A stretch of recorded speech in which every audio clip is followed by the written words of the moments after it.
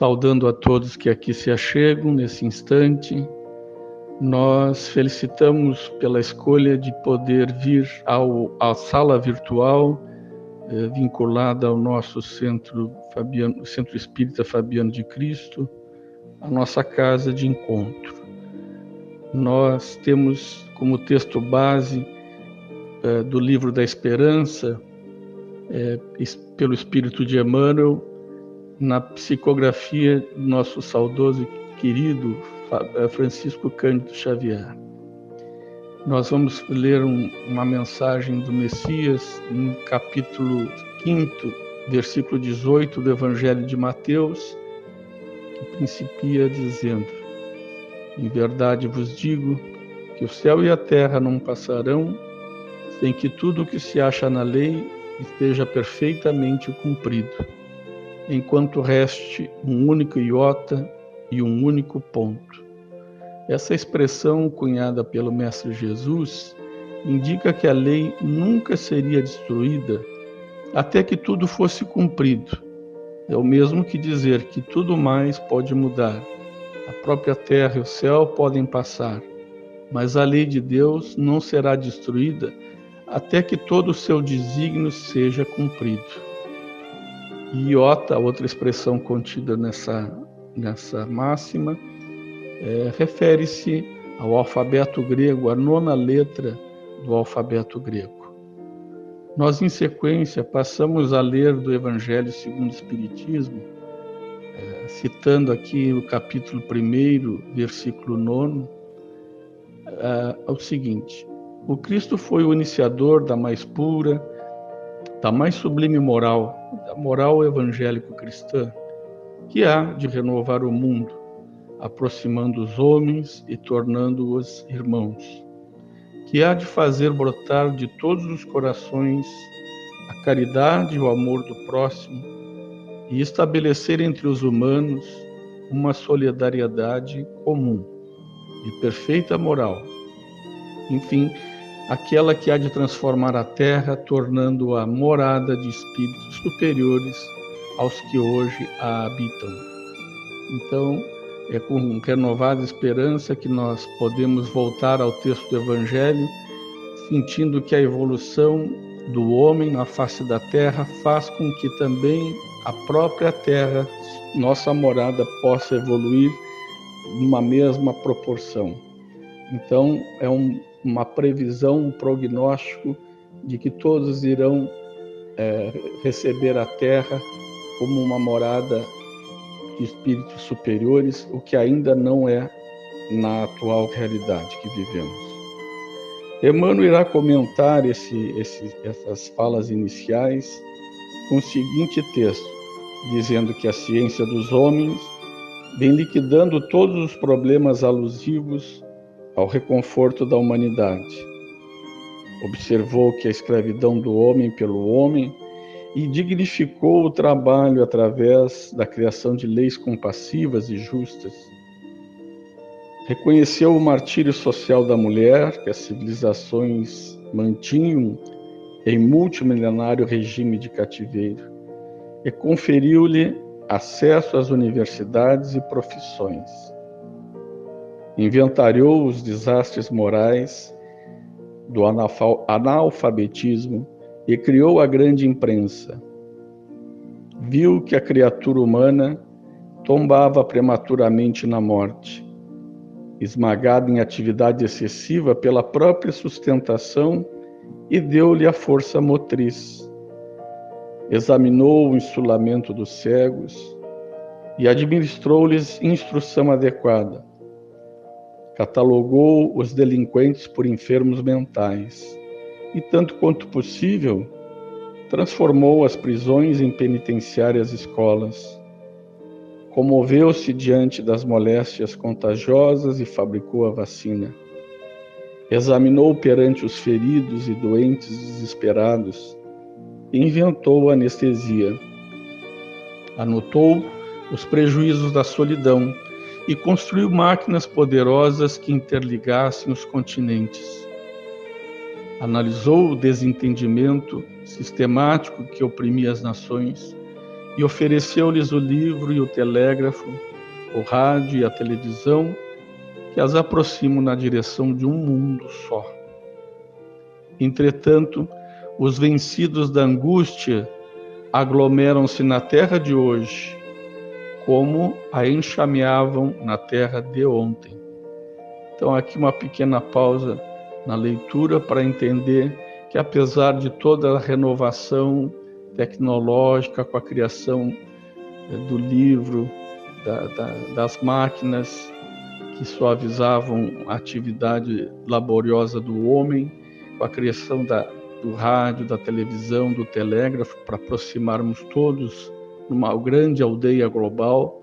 E esse texto aqui é da década de 40, ainda lá não existia a internet, que hoje aproxima ainda muito mais, em termos recordes, cada um em face das distâncias, interligando os diversos continentes. Mas Emmanuel vem afirmar que os vencidos da angústia, que nós iremos comentar logo adiante, logo a seguir, se aglomeram tanto na terra de ontem como na terra de hoje. Então, continuando o texto, diz ele, articulam-se em todas as formas e despontam em todas as direções. Ele está aqui referindo-se aos vencidos da angústia. Perderam o emprego que lhes garantia a estabilidade familiar e desorientaram-se abatidos à procura de pão. Foram despejados do teto, hipotecado a solução de constringentes necessidades e vagueiam sem rumo. Encontram-se despojados da esperança pela deserção dos afetos mais caros e abeiram-se do suicídio. Caíram em perigosos conflitos da consciência e aguardam leve sorriso que os reconforte. Envelheceram, sacrificados pelas exigências dos filhos queridos, que lhe renegaram a convivência nos dias da provação e amargam doloroso abandono. Adoeceram gravemente e viram-se transferidos da equipe doméstica para os azares da mendicância. Transviaram-se no pretérito e renasceram, trazendo no próprio corpo sinais aflitivos das culpas que resgatam, pedindo cooperação. Despediram-se dos que mais amavam no frio portal do túmulo e carregam os últimos sonhos da existência, cadaverizados agora no esquife do próprio peito. Abraçaram tarefas de bondade e ternura e são mulheres supliciadas de fadiga e de pranto, conduzindo os filhinhos que alimentam à custa das próprias lágrimas. Gemem, discretos, e surgem na forma de crianças desprezadas, à maneira de flores que a ventania quebrou, desapiedada, no instante do amanhecer. Para eles, os que tombaram no sofrimento moral, a ciência do homem não dispõe de recursos.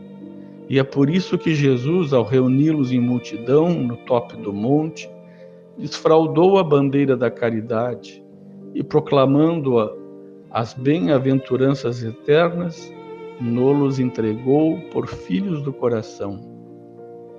E aqui uma última advertência, Emmanuel diz, companheiro da terra, quando estendes uma palavra consoladora e um abraço fraterno, uma gota de bálsamo ou uma concha de sopa, aliviando os que choram, estás diante deles, na presença do Cristo, com quem aprendemos que o único remédio capaz de curar as angústias da vida nasce do amor, que se derrama sublime da ciência de Deus. Então temos aqui tanto a ciência humana, como a ciência, digamos assim, a sabedoria do nosso grande Criador, mas que pese os grandes avanços da tecnologia, é preciso criar sempre um espaço em nosso coração para a sensibilidade, para cuidarmos uns dos outros como Cristo nos ensinou. E é o que também Deus espera de cada um dos seus filhos. Porque quando Jesus desfralda a bandeira da caridade e proclama as bem-aventuranças eternas, ele está entregando aos seus irmãos, filhos do coração, por assim dizer, a todos nós, com a dignidade que lhe era peculiar, o ensinamento, a chave, para que possamos cumprir, através das nossas condições, do comportamento social que adotarmos, nas relações múltiplas que estabelecemos, um padrão de conduta fiel e obediente àquilo que nos ensina o Mestre Jesus.